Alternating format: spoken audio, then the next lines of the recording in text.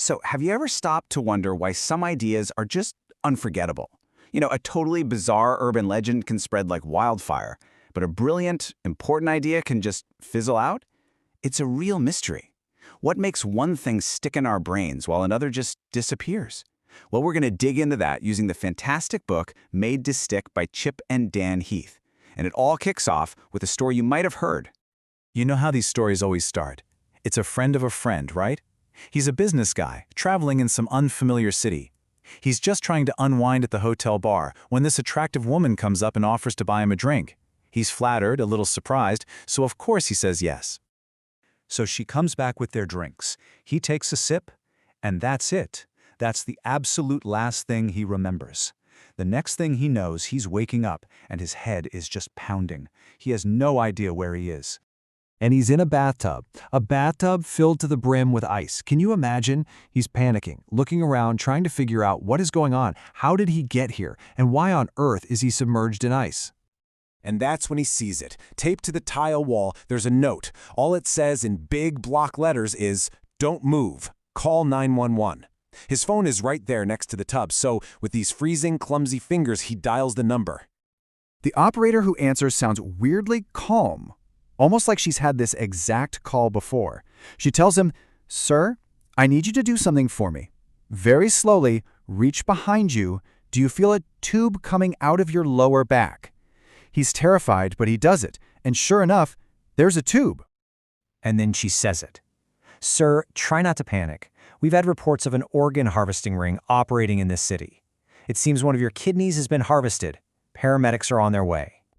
Now, I bet you could tell that story back to someone else right now, and you'd probably get most of the details right. The ice, the note, the stolen kidney, the whole thing is designed to stick. And that right there is the central puzzle. Why does a story like that, which is totally false by the way, have this incredible staying power? Well, the truly important ideas we have, at work, at school, in our own lives, they just seem to evaporate.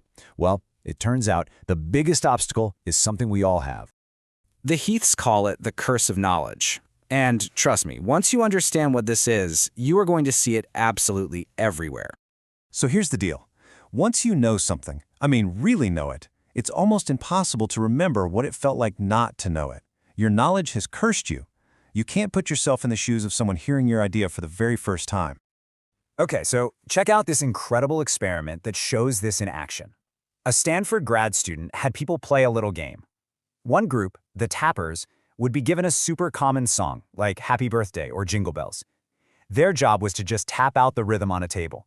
The other group, the listeners, just had to guess the song. Simple, right? Now here's the interesting part. Before they started, the tappers were asked to predict how often the listeners would guess correctly. Since the tappers could hear the full song, the melody and everything playing in their own heads as they tapped, they felt pretty confident. They predicted a 50% success rate. So, what do you think?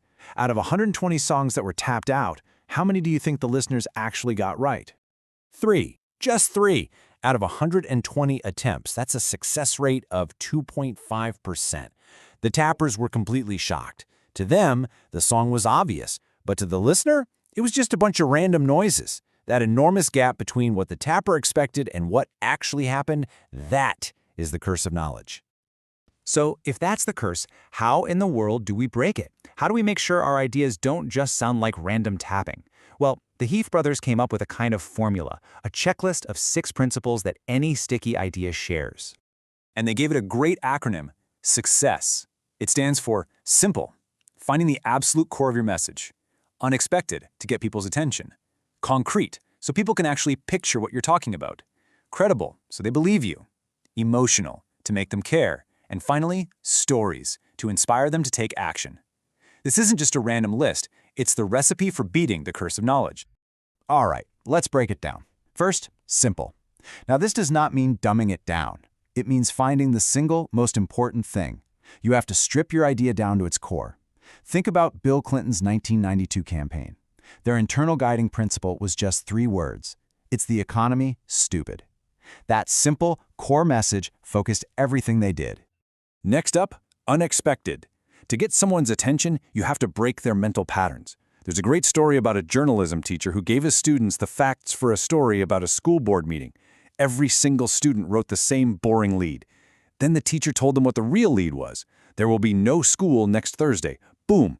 Instantly, you're hooked. It's totally unexpected. Third, your idea has to be concrete.